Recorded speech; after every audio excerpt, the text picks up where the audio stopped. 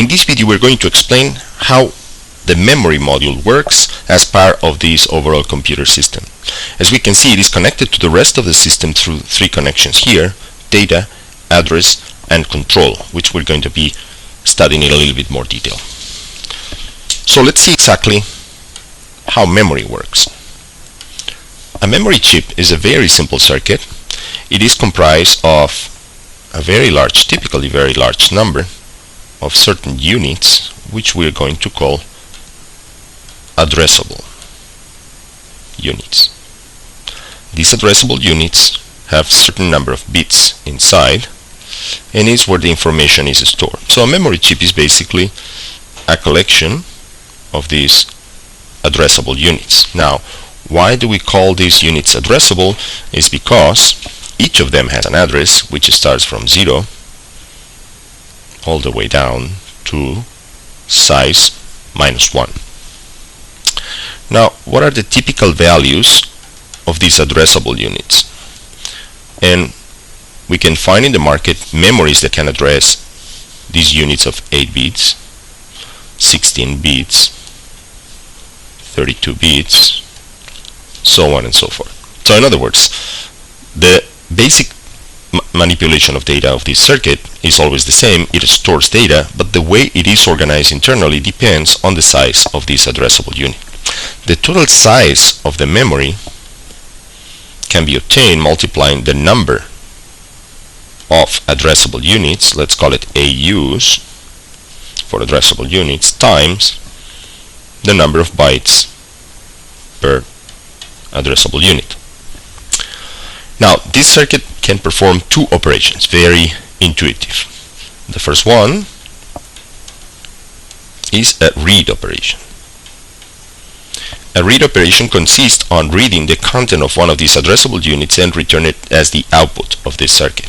So what it needs is an address and returns data, an addressable unit. The second operation that this circuit is able to perform is a write operation, and this write operation, given an address and data, it guarantees that this data is stored in this addressable unit with the address given in the operation. Now, as we have seen before, all these units and all these information needs to be encoded with zeros and ones. Now, in case of data, this is trivial. We're going to use some binary representation. But in the case of the address, as we can see, it's a natural number going from 0 to size -1, and what we are going to do is encode it as a natural number in base 2. So, once we know that a memory address is encoded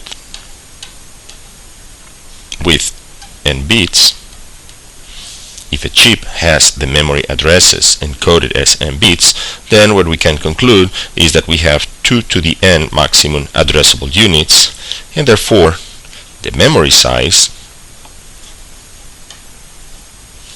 in terms of the information that is allowed to store is 2 to the n number of bits encoding the address times the size of the addressable units. Let's see an example. Suppose we have a 2 gigabyte memory, and suppose the addressable unit is 1 byte. So in this case, what we have is 2 to the 31 bytes possible, and 2 to the 31 addressable units. And therefore, what we have is a 31-bit address. So, given the size of the memory and the size of the addressable unit, we can deduce the number of bits that are being used to encode the address.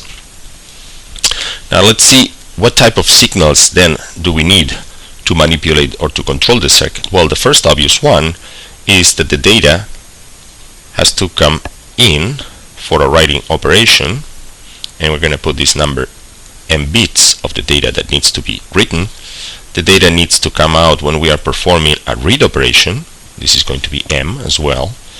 Now the read and write operations, of course, both of them need an address, which we're going to denote like this, and it will have n bits. And finally, we have one additional control signal, which is the one telling the chip, or telling this circuit, if we're doing a reading or a writing operation, typically represented like this, meaning that the read operation is represented by a 1 and the write operation is represented by a 0. So, a very simple example, suppose that we have a chip and the operation we want to do is to write byte with value, let's represent it in hexadecimal for convenience, 3F, in position or in address 0x358A. So what happens here, if I have a memory, let's assume that the addressable unit is 1 byte, then at some point we have this position here, or this addressable unit, which is the one that has the address 358A, and this value over here is then written or stored inside the cell. Analogously, if we perform the read operation, read the content of 0x358A, what this circuit will return is the value 0x3F, the value 3F of this byte, which was previously written. Another interesting property of these memory chips is that they can be combined to obtain a bigger chip having more capacity. Let's see this with an example. Suppose that I am given 4 chips of memory. Let's suppose that the addressable unit is 1 byte in each one, and the size is 1 kilobyte each. Now these 4 chips can be combined with a little bit of logic to obtain a 4 kilobyte chip, or a 4 kilobyte memory bank. Now the way we do that is, outside of this circuit, we're going to need exactly the same signals as we said before. We're going to have data in,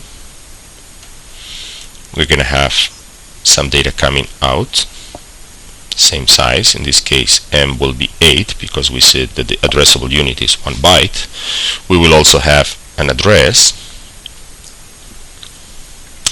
Now in this case, since we have a 4 kilobyte memory, what we'll have is 12-bit memory, 12 bits encoding the address, and then finally we have the read-write signal. So how do we connect these 4 chips here so that we can obtain a 4 kilobyte memory chip? So the trick is the following. The data that comes in can be connected to all 4 of these circuits. All 4 of them receive the same data that is coming in. We know that each one of them will only write this data if they are given the proper read-write signal. Therefore, there is no problem on providing all this data to them. The problem comes with the data out, because the data out of each of them has to be selected, because when we are reading one single data from this memory bank, it could be stored in any of these 4 banks. So the idea would be to connect the data out of each of these systems to a multiplexer. And out of this multiplexer, we're going to select the right data that needs to be produced to the outside of the circuit. So this is basically our new circuit that we are manufacturing here. Now, how do we select which one of them is storing the data that is being asked? And we have to deduce that based on the address. So address has 12 bits, but what we're going to do is we're going to separate 2 of these bits to select which one of these 4 entries is the one being selected. And the remaining 10 bits are going to be connected to all the circuits. So what we have here is 10 bits each. So as we can see, this is consistent because the size of the chip is 1 kilobyte and we are providing a 10-bit address signal to all of them. Now what remains to be distributed is the right encoding for the read-write signal, and this can also be done with additional circuitry. What we take is again these 2 bits over here and feed them through a circuit which is going to decode it into 4 different signals. So depending on the value of these 2 bits, 0, 1, 2, or 3, each one of these signals will become 1. And then what we do is we add a little tiny OR gate with one of the inputs negated in each of these modules, like this. And then this signal over here will be combined with the read-write signal to generate the read-write signal for each one of the systems. This one will be connected here together with the read-write signal to produce this one. The third one will be connected with this one through this OR gate, and the fourth one will be connected as well to produce the final signal. So this new circuit over here will implement a 4 kilobyte memory chip combining 4 units of a 1 kilobyte memory chip. And this is typically the approach that is followed in most computer systems, to combine several chips of the same size and obtain one single circuit that behaves a long list of these addressable units.